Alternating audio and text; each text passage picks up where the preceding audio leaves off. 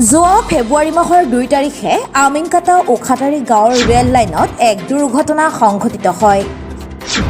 আজিৰ পৰা আনুমানিক 2 বছৰ 4-5 মাহমানৰ আগত আমিনকাটা ওখাটাৰী গাঁৱৰ বাবুৰ আলী মণ্ডলৰ জীয়ৰী মিনাৰা খাতুনৰ লগত একেখন গাঁৱৰ আক্কেল আলীৰ পুত্ৰ আকবৰ আলীৰ লগত দুয়োজনৰ উপযুক্ত বয়সত সামাজিকভাৱে বিবাহ হয়। যোৱা ফেব্ৰুৱাৰী মাহৰ 2 তাৰিখত ৰাতি গাঁৱৰ মানুহে ফোনযোগে বাবুৰ আলী মণ্ডলৰ ঘৰত জনাইছে তোমালোকৰ ঘৰৰ মিনাৰা খাতুন ৰেল লাইনত কাটি মৃত্যু হয়। পিছত ঘটনাস্থলীত গৈ দেখিলে মৃত মিনাৰা খাতুন ৰেল লাইনৰ ওচৰত পৰি আছে। গাঁৱৰ পৰা ৰেল বিভাগৰ প্ৰশাসনৰ খবৰ দিয়াত প্ৰশাসনে চাই পিনে কৈছে ৰেল লাইনত মৃত্যু হোৱা যিমানবোৰ চাইছোঁ এইটো মৃত্যু একেবাৰে বেলেগ ধৰণৰ। এইটোতো ৰেলৰ লাইনত কটা নহয়, কাৰণ ৰেলৰ লাইনত কটা গ'লে মানুহক চিনিব নোৱাৰিব। এইটোত অকল ভৰিহে কটা গৈছে। এয়া নিশ্চয় কোনোবাই মাৰি পিনে আনি ৰেল লাইনত পেলাই দিছে। মিনাৰা কুলত 40-45 দিনৰ এখন কন্যা সন্তান আছিল। পিছত মিনাৰাৰ স্বামীৰ ঘৰত গৈ দেখে ঘৰত কোনোৱেই নাই, সকলো পলাতক। পিছদিনা ভাওৰাগুৰি আৰক্ষী থানাৰ এজাহাৰ দিয়ে বাবুল আলী মণ্ডলে 5 জনৰ নামত। আকবৰ আলী শ্বেখ, কমলা বিবি, আক্কেল আলী, হাছিনা বিবি আৰু ৰাব্বানী শ্বেখৰ নামত। কিন্তু ভুক্তভোগীয়ে আজিলৈকে কোনো ন্যায় বিচাৰ নাপায়।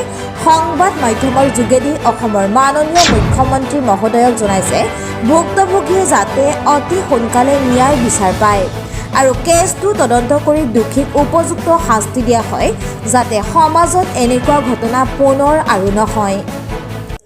আপোনালোকলৈ ধন্যবাদ থাকিল আমাৰ এই আমিনকাটা ওখাটাৰী গাঁৱলৈ। মানে কথা হ'ল যোৱা ফেব্ৰুৱাৰী মাহৰ 2 তাৰিখত আমাৰ এইটো ঘৰৰে বাবুৰ আলী মণ্ডলৰ ছোৱালী। আপোনালোকে যিটো য'ত বহিছে তাৰ উত্তৰ ফালে 2টা ৰেল লাইন আছে। ৰেল লাইন 2টাৰ সিফালে তাৰ ছোৱালীক বিবাহ দিছিল আৰু বিবাহ দিয়াৰ 1.5 বছৰমান পিছত এটা সন্তান জন্ম দিলে। সন্তান জন্ম দিয়াৰ 40-45 দিনমান পিছত সেই ছোৱালীজনী তাৰ শহুৰেকৰ ঘৰৰ পৰাই হঠাৎ ৰাতি এটা হোৱা দোৱা লাগিল। মানুহে কৈ আছে যে বাবুৰ আলীৰ ছোৱালীজনে ৰেলত কাটি মৰিলে। পিছে আমি ৰাতিপুৱা আহিলোঁ, ৰাতি আৰু নাহিলোঁ। তেতিয়া আমাৰ বিলত অলপ বোকা আছিল, আমাৰ ঘৰটো আৰু সিফালে আহি পেলাই দেখিলোঁ যে মানে পলিথিনেৰে মেৰুৱাই ছাইডত ৰাখি দিছে।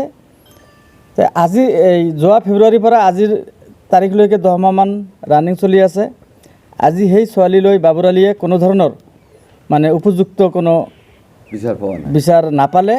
তাৰ কাৰণে এই বাবুৰ আলীয়ে আপোনালোকৰ মিডিয়াসকলক মাতি আনিছে আৰু আমিও গাঁওবাসী হৈ আপোনালোকৰ মিডিয়াৰ আগত এইখিনি কথা মানে হাৰ্ডলি ৰিকুৱেষ্ট কৰিছোঁ যাতে এই কেছৰ উপযুক্ত তদন্ত হৈ আৰু আসামিজয়ে যাতে উপযুক্ত শাস্তি পায় আৰু এই বাবুৰ আলী যাতে ন্যায় পায়। এইখিনি কথা আমি আপোনাৰ আগত এই মিডিয়াৰ মাধ্যমত আমি অসমৰ মুখ্যমন্ত্ৰী হিমন্ত বিশ্ব শৰ্মা ছাৰক মানে বিনম্ৰভাৱে অনুৰোধ কৰিছোঁ আপোনালোকে ইনভেষ্টিগেশ্যন কৰি যাতে বাবুৰ আলী ন্যায়টো পায়। হত্যাকাৰী কোনে কোনে আছিল আৰু হত্যাকাৰী আমি মানে শুনামতে ইয়াত 5 জনমানক মানে তেখেতে বাবুৰ আলীয়ে আসামি দিছে।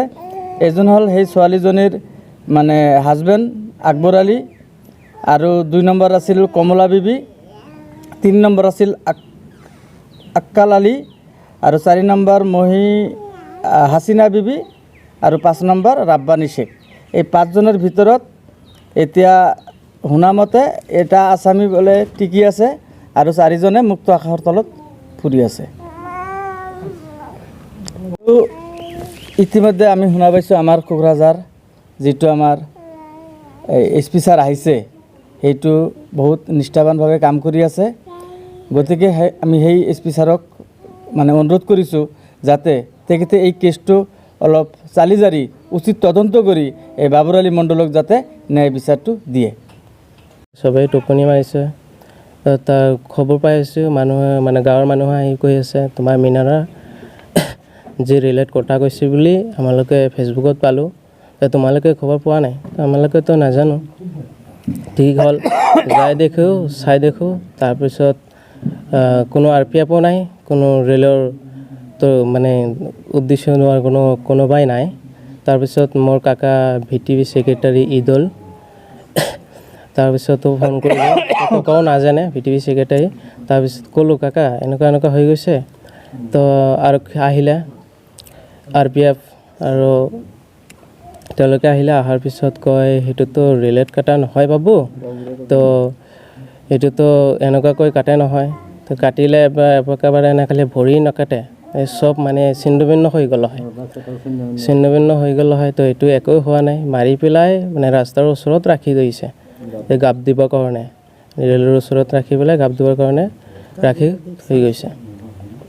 তো গাঁৱৰ মানুহক মানে সুধিলোঁ, সোধাৰ পিছত কয় হেৰ চাৰিয়ে মানে কাজিয়া হৈ থাকে, এনেকুৱা কাজিয়া কৰি পেলাই মাৰি পেলাই মানে ৰাখি থৈ পলাই গৈছে। তেওঁলোকে আমালোকে যেতিয়া গৈছোঁ ৰাতি 9টা বজাত, যেতিয়া যাই পেলাই একো নাই তেওঁলোকৰ ঘৰত, চবে মানে পলাই গৈছে।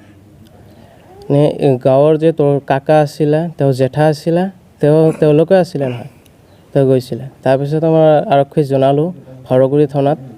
জনোৱাৰ পিছত 3 তাৰিখ আছিলে, 3 তাৰিখ ফেব্ৰুৱাৰী 2 তাৰিখত মই জনানোৱাৰ পিছত আৰক্ষীত জনানোৰ পিছত কেছটো লোৱাৰ পিছত আহিলে তেওঁলোকে, আহি পেলাই এদিন আহি পেলাই চাই গ'লে, দুজনৰ বক্তব্য লৈ গ'লে, সেইটোৱে পালে যে মাৰিছে বুলি তেওঁলোকে সন্দেহ হয়, আৰু সন্দেহ কৰি গাঁৱৰ মানুহে ক'লে, তো গ'লে আৰু অহা নাই, মানে 2-3 মাহ হৈ যায়, তো আসামী ধৰা নাই, পোৱা নাই। তেওঁলোকে কৈ থাকে তোমালোকে টেক কৰি দিয়া, তো আমালোকে যদি পাৰোঁ তেনেহ'লে আপোনালোকক কিয় জনাইছোঁ, তো আমালোকে কওঁ, তো ধমকি দিয়ে আৰু থানাৰ আকবৰ আলী, তাৰপৰে আক্কেল আলী, তাৰপৰ কমলা ভানু আৰ হাসনা বিবি আৰ ৰাব্বানীৰ নামত কেঁচাহাৰ দাখিল কৰিছোঁ। তো তেওঁলোকৰ মাজত মানে আমালোকে মানে তেওঁৰ মুখৰ পৰা শুনো আৰু গাঁৱৰ মানুহৰ পৰা শুনো যে তেওঁলোকে মানে টকা কেছটো গাপ দিবৰ কাৰণে টকা খেলাই পেলাই তেওঁলোকে ধৰিবৰ কাৰণে মানে ধৰিব যাতে নোৱাৰে টকা দিছে, 1.5 লাখ মান টকা দিছে, তেওঁলোকে কৈছে। এইটো আমাৰ মানে ভণ্টি